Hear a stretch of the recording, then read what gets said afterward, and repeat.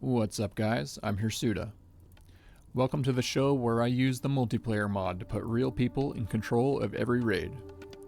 This is part of a series, but you're more than welcome to jump in here. There's a playlist in the description if you want to catch up.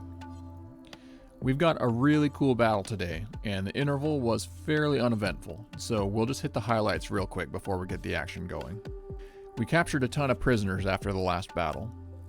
We'll patch them up and get them recruited, and they'll fit right in. Nuggy and Sammy got married on top of a lumber pile, which was in the barracks for some reason.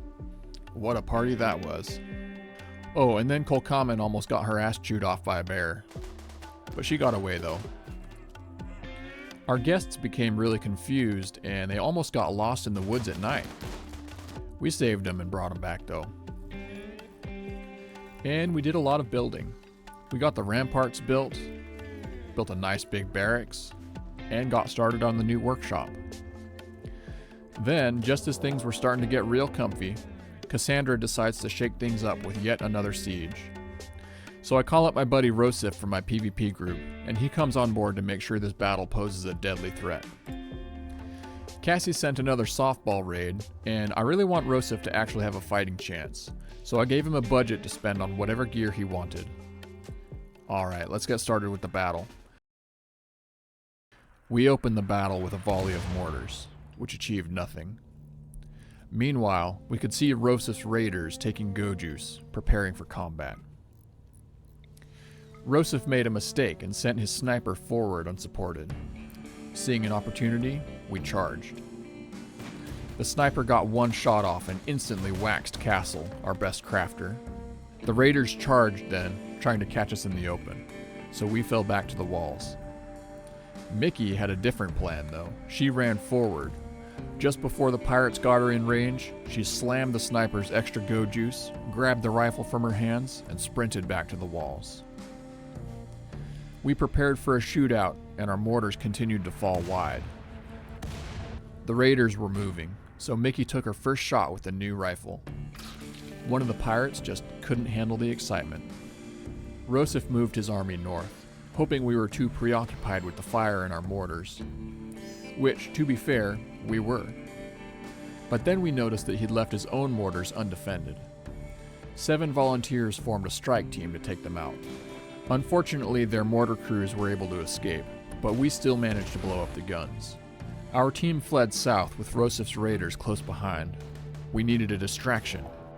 While half the Muffalo herd wreaked havoc among the raiders, our team skirted around the southern mountains, with the rest of the Muffalo hot on our heels. After a long and desperate chase, the pirates cut us off between the ruins and the swamp. We couldn't escape, and we couldn't win the fight either. We desperately charged through, hoping that the Muffalo would distract the pirates once again. From the walls, the rest of the colony watched anxiously. For a moment, they charged forward to help, but they realized that whatever happened, it would be too late before they got there. They fell back and prepared to lay cover and fire as we returned. 7 heroes had sallied out, and 3 made it back. We all watched in horror as Shark fought his last stand, and one of the bastard pirates stabbed Hammer in the back as she crawled. A furious hail of rifle rounds sent them scurrying off, and the one who attacked Hammer went down alive. We'll have a heart-to-heart with him later. A confused interlude followed as the colony anxiously waited for the next assault. Then, they dragged Vulture out of the rocks and killed him before our eyes. At that moment, we realized with horror that our other comrades from the strike team might still be alive too. Doherty and Komodo leapt over the walls before we even discussed a rescue plan, and they came back carrying Shark and Hammer. The pirates nearly caught them, but they were too afraid of our rifles. We passed the wounded to Hook and followed the pirates as they circled north. At that moment, we heard the sentry turrets on the west side of the base firing. 7 of us peeled off to meet the threat. It was a single pirate, wearing power armor and a shield, which had protected him from our turrets. He was inside the base already and looking to cause havoc. The bastard stopped to kill one of our pigs, and then tried to break through the door into the barracks where Hook was tending the wounded. We chased him around and around the base, but every time we shot at him, his shield protected him.